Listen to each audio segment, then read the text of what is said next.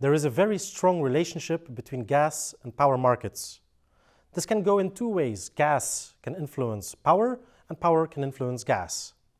Let's first look at the first case, gas influencing power.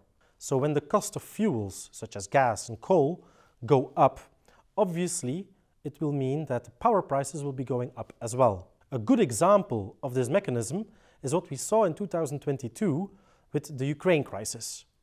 Suddenly, gas flows from Russia were no longer reaching Europe. Therefore, there was a lack of gas available, the price of gas started to go up, and therefore power prices went up as well. We saw the opposite effect in the COVID period actually. Not because of a changing supply, but a changing demand. Everybody stayed home, less gas was consumed, and therefore gas prices went down quite a bit. And as a further effect, power prices came down as well. Now over to the second case.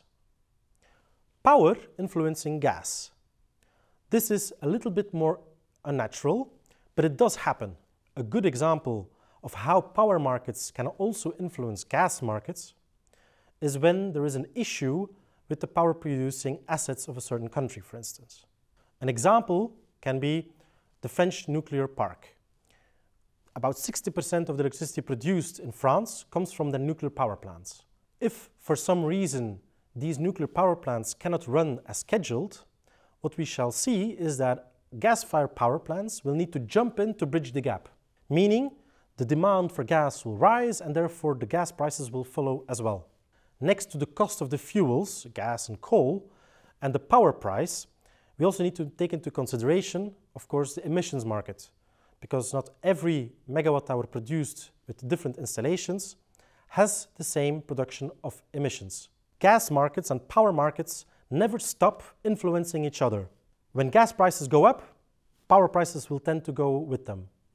And similarly, when power prices go up, we will see is that it suddenly becomes much more interesting for gas-fired power plants to run, and therefore gas consumption will also rise.